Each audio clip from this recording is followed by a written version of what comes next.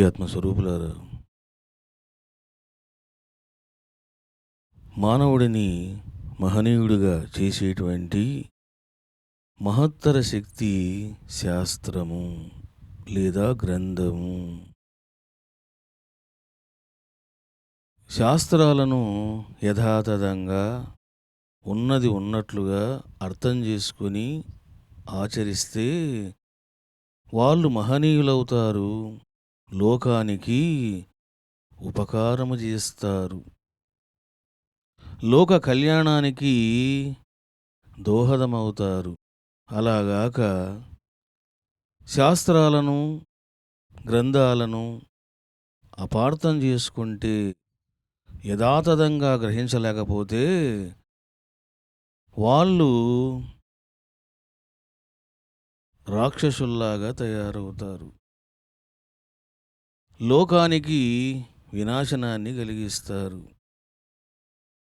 ఇది కేవలము ఒక హైందవ మతములోనే కాదు, ఒక ఇస్లాం మతంలోనే కాదు, ఒక క్రైస్తవ మతంలోనే కాదు, సర్వ మత గ్రంథాలలో జరిగినటువంటి ఎన్నో సంవత్సరాల నుంచి వస్తున్నటువంటి అజ్ఞాన తంతు ఏమిటిది అని అంటే, మహనీయుల యొక్క శాస్త్రాల యొక్క మాటలను యథాతథంగా అర్థం చేసుకోలేకపోవడము. దీనివల్లనే ఎన్నో గొడవలు, రాద్ధాంతాలు, చంపుకోవడాలు, గ్రామాలు తగలబెట్టడాలు ఎన్నో దేశ విదేశాల్లో జరిగాయి. ఈ సత్యానికి నిదర్శనమే బిన్ లాడెన్. బిన్ లాడెన్ ఎవరు అని అంటే, సౌదీ అరేబియాలో ఒక ధనవంతుల కుటుంబం ఉన్నది. Very famous construction business company ఉన్నది. ఆ యొక్క ధనవంతుల కుటుంబంలో పుట్టాడు బిన్ లాడెన్. వాస్తవంగా బిన్ లాడెన్ అనగానే చాలామంది కిరాతకుడు, దుర్మార్గుడు అని భావిస్తారు. కానీ what is the family background of Bin Laden అని చూశారనుకోండి, ఆశ్చర్యపోతారు. బిన్ లాడెన్ యొక్క ఫ్యామిలీ ఎటువంటిది అని అంటే, మన ఇండియన్ లిటరేచర్లోన అతడు చాలా నిష్ఠాగరిష్ఠుడండి, ఆయన చాలా సాంప్రదాయవాది అండి అని ఎలాగైతే మనం అంటామో అటువంటి ఫ్యామిలీ అది. అంటే సినిమా పాటలు వినడం కూడా పాపము, తప్పు అకార్డింగ్ టు ఖురాన్ అని సినిమా పాటలను కూడా వినేవాళ్ళు కాదు ఫ్యామిలీ మెంబర్స్. దీన్ని బట్టి మీరు అర్థం చేసుకోవచ్చు బిన్ లాడెన్ యొక్క ఫ్యామిలీ పరిస్థితి ఏమిటిదో, వాళ్ళ యొక్క సంస్కారం ఏమిటిదో. అంటే ఉన్నతమైన సంస్కారాన్ని, దైవ భీతిని, ఖురాన్ని అనుసరిస్తూ జీవిస్తూ ఉన్నారు.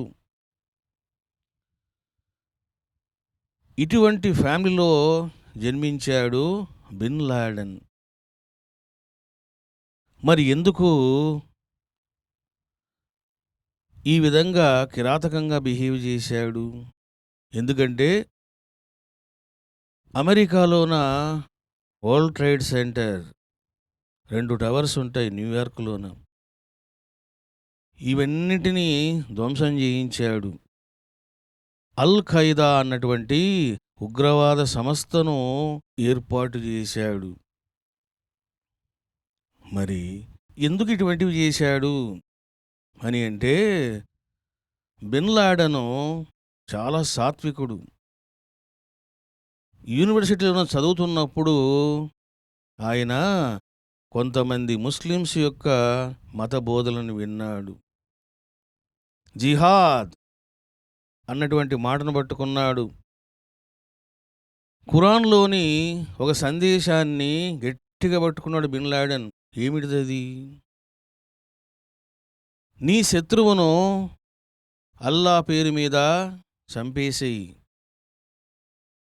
నీవు ఈ కార్యమును పవిత్రంగా చేయి, ఒక యుద్ధంలా భావించి చెయ్యి, దీనివలన ఏ పాపము అంటదు అన్నటువంటి బోధలను పట్టుకున్నాడు బిన్ లాడెన్. చూశారా, ఇక్కడనే జీవితంలో రాంగ్ స్టెప్ పడింది బిన్ లాడెన్‌కు.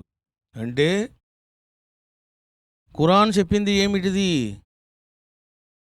ఖురాన్ వాక్యం యొక్క ఆంతర్యం ఏమిటిది అని అంటే జిహాద్. What the meaning of this జిహాద్ అని అంటే నీలో ఉన్నటువంటి పాప సంస్కారాన్ని, దుష్ట సంస్కారాన్ని, మాయా సంస్కారాన్ని నువ్వు నాశనం చేసేయి అల్లా పేరు మీద. దీనివల్ల నీకు ఏ పాపము అంటదు. ఇక్కడ శత్రువు అనగానే బాహ్య శత్రువులు అని భావించారు. ఇక్కడ శత్రువు ఎవరు? Inner enemy. మనలో ఉన్నటువంటి కామము, క్రోధము, లోభము, మదము, మోహము, మాత్సర్యము, అహంకారము ఇవన్నీ శత్రువులే. మరి ఖురాన్లో ఉన్నది ఏమిటిది? నీ యొక్క అంతఃశత్రువులను నాశనం చేసే అల్లా పేరు మీద, దీనివల్ల నీకు ఏ పాపం అంటదు అని ఖురాన్ చెబితే ఏం జరిగింది అని అంటే శత్రువులు అనగానే బాహ్య శత్రువులు అని భావించారు. ఎందుకు అంతర్జాతీయ ఇస్లామిక్ ఉగ్రవాద సంస్థను ఏర్పాటు చేశాడు బిన్ లాడెన్ అని అంటే ముస్లిమ్స్ను ఎవరైతే ఇబ్బంది గురి చేస్తారో వాళ్ళని చంపేయాలి. క్రిస్టియన్స్, యూదులు ఇస్లాం మతాన్ని కించపరుస్తూ ఉన్నారు. ఇస్లాము మతస్థులను హాని చేస్తూ ఉన్నారు, కాబట్టి వాళ్ళని చంపేసేయాలి అని చెప్పేసి చూడండి ఏ విధంగా అయితే వేదాలు, శాస్త్రాలు, ఇతిహాసాలు, పురాణాలు, స్మృతులు ఏ విధంగా అయితే ఒక బ్రహ్మజ్ఞాన సాధకుడు అధ్యయనం చేస్తాడో అనేక గ్రంథాలను, అంటే ప్రపంచంలో ఉన్నటువంటి అనేక వ్యక్తుల యొక్క, దేశాల యొక్క సంస్కృతిని అధ్యయనం చేశాడు బిన్ లాడెన్. చూశారా? అతను చంపబడినప్పుడు చాలా మెటీరియల్ దొరికింది. అందరూ ఆశ్చర్యపోయినారు. ఏమిటి దీని అంటే ప్రతి దేశం యొక్క సంస్కృతి, నాగరికత ఇవన్నీ అధ్యయనం చేశాడు బిన్ లాడెన్. సరే, ఈ రకంగా ఉగ్రవాద సంస్థను ఏర్పాటు చేశాడు. మరి ఎందుకు చేశాడు అని అంటే చూశారా, విన్నటువంటి బోధలను సరిగా అర్థం చేసుకోలేకపోవడము. 1988లో అంటే at the age of 31 years 1957లో పుట్టాడు Bin Laden. At the age of 31 years ఉగ్రవాద సంస్థను ఏర్పాటు చేశాడు. అల్ ఖైదా అని అంటారు. అంతేకాదు, ఇక్కడనే మీకు బిన్ లాడెన్ యొక్క క్యారెక్టర్ అర్థమవుతుంది. ఆయన సౌదీ రాజులను హెచ్చరించాడు, మీరంతా కూడా అల్లా అల్లా అంటూనే అధర్మ జీవితాన్ని గడుపుతూ ఉన్నారు, విలాసవంతమైన జీవితాన్ని గడుపుతూ ఉన్నారు, ఇది మీకు తగదు, అల్లా అంగీకరించడు అన్నాడు. చూశారా? సౌదీ రాజులకు కోపం వచ్చింది. ఏం జరిగింది? అతడిని దేశము నుంచి బహిష్కరించారు.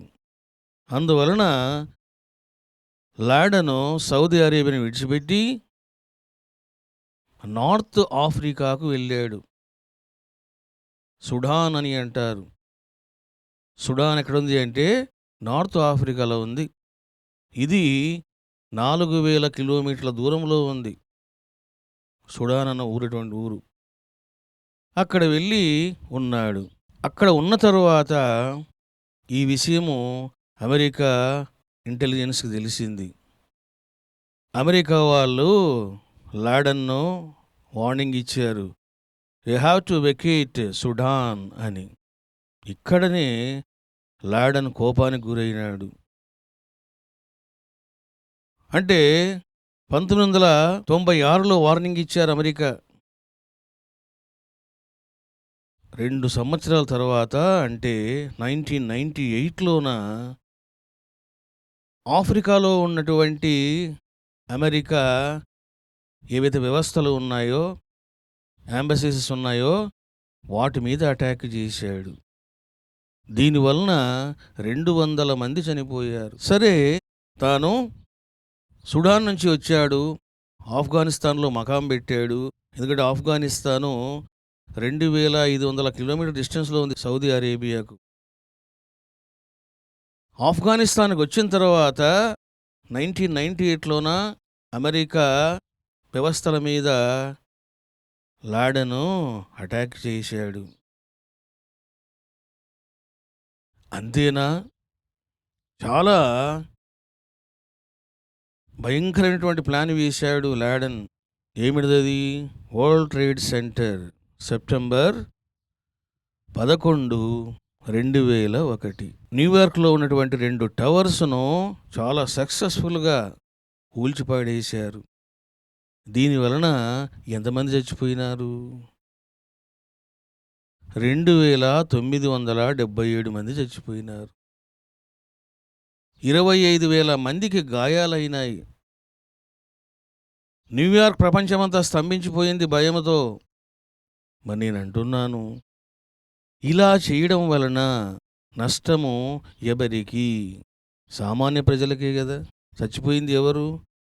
అమాయకులు, సంబంధం లేని ప్రజలు చచ్చిపోయారు.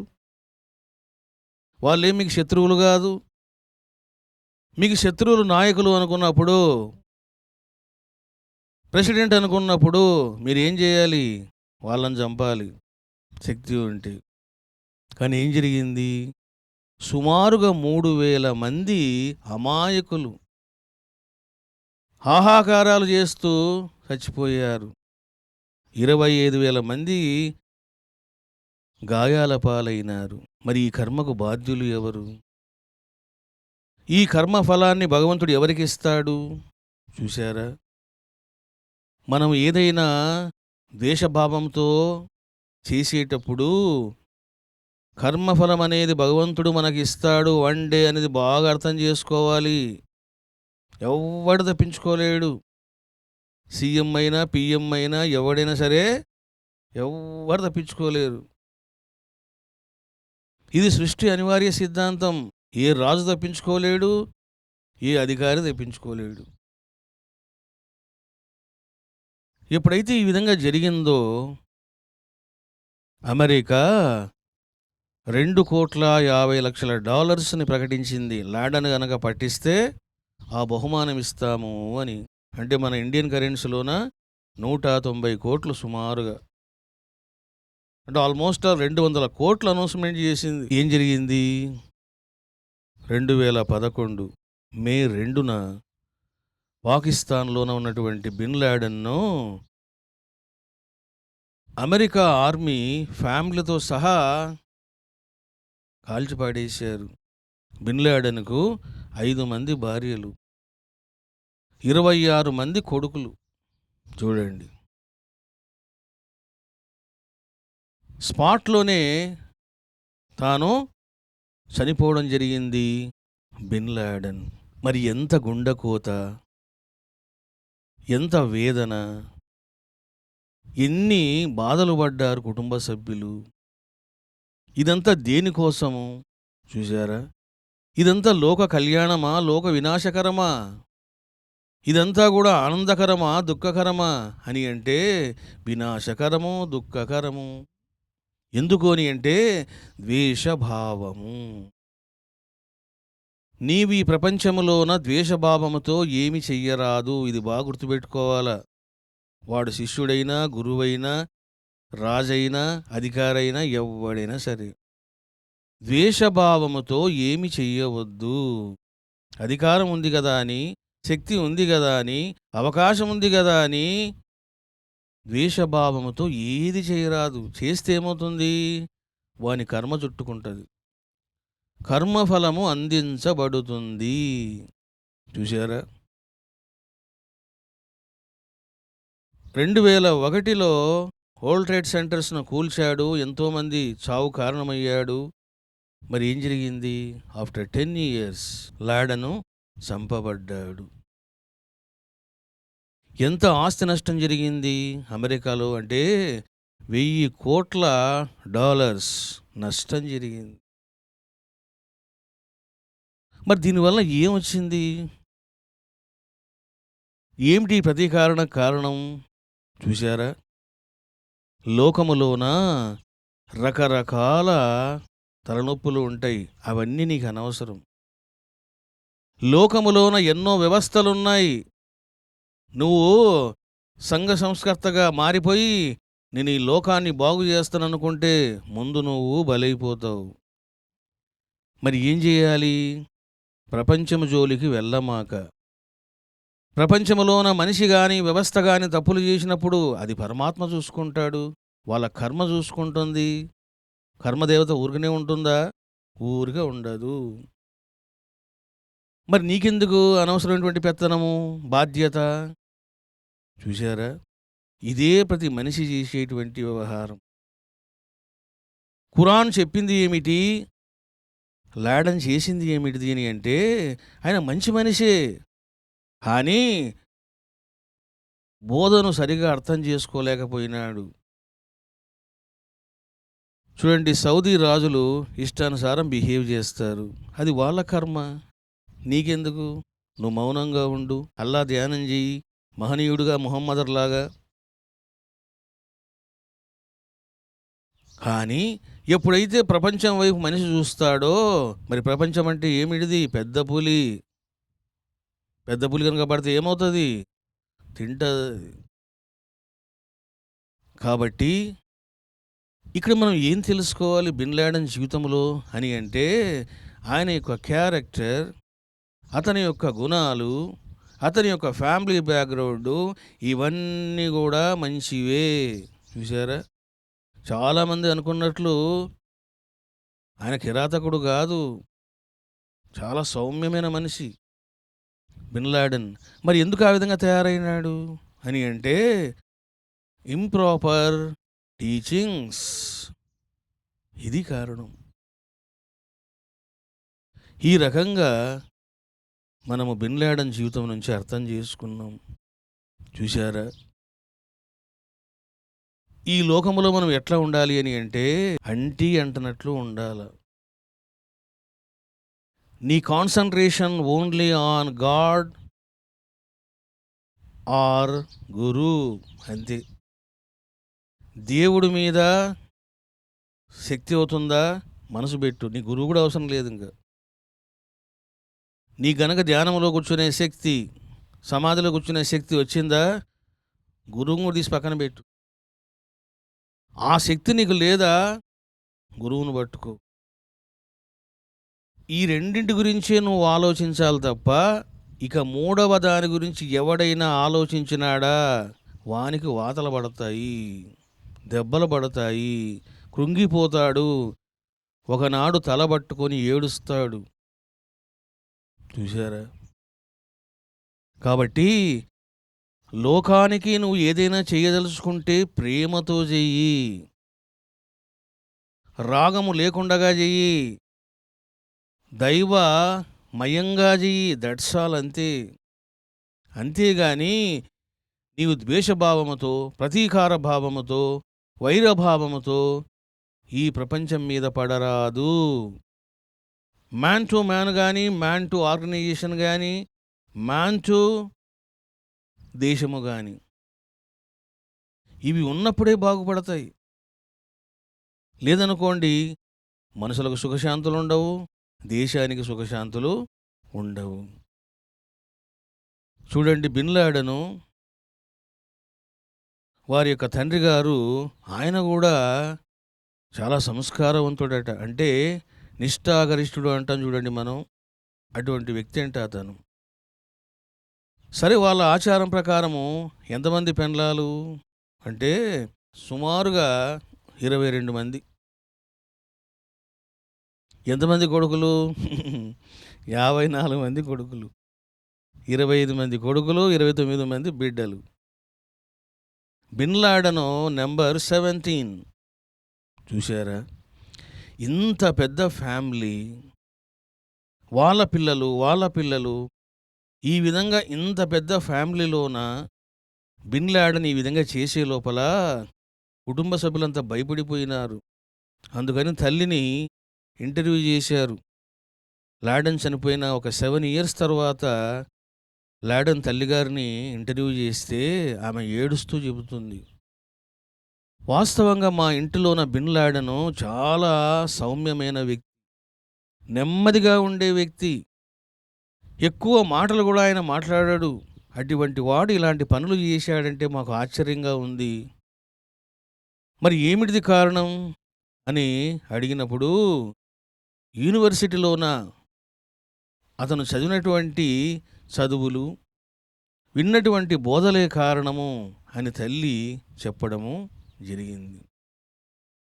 కాబట్టి ఆత్మస్వరూపులారా, మనం ఏం తెలుసుకోవాలి అని అంటే,